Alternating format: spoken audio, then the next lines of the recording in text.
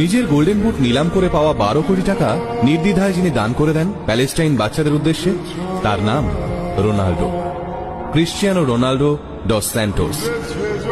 গোল করার পর মাঠের সাইডে গিয়ে তার সেই আইকনিক সিউ সেলিব্রেশন, যা দেখে ফেটে পড়ে দর্শক। আবার এই ক্রিশ্চিয়ানো রোনাল্ডো বিশ্বকাপে ছিটকে যাওয়ার পর কাঁদতে কাঁদতে মাঠ ছাড়েন। বিশ্বকাপ থেকে তার টিম বাদ, তার উপর ম্যানচেস্টার ইউনাইটেডের মতো ক্লাবের সাথে ঝামেলা। বিশ্বকাপের পর ইউরোপের কোন ক্লাবে তিনি আর যোগ দেননি। বর্তমানে তিনি পাড়ি দিয়েছেন সৌদি আরবে। বিরাট কোহলি থেকে কিলিয়ান এমবাপ্পে, তাবর তাবর প্লেয়াররা যে মানুষটাকে নিজের আইডল মনে করে, সেই রোনাল্ডোর সঙ্গে এই রকম হওয়ার কথা ছিল না। একসময় ছোট্ট ক্রিশ্চিয়ানোর ফুটবল কেনার পয়সা ছিল না।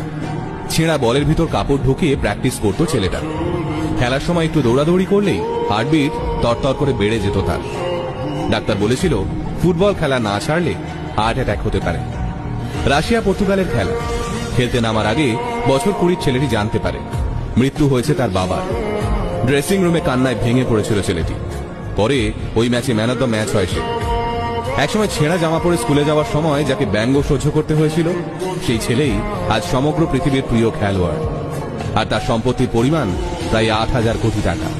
তিনি প্রতিটা অনুষ্ঠানে নিজের মাকে নিয়ে যান, আর সেই নিয়ে আপত্তি জানিয়েছিলেন বান্ধবী।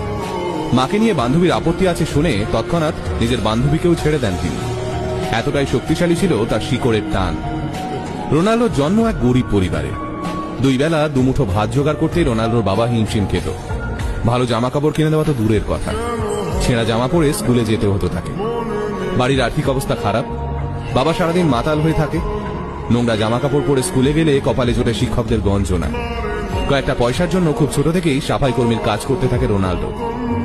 সমস্ত গঞ্জনা, অবহেলা, বঞ্চনার বদলা তিনি তুলতেন মাঠে।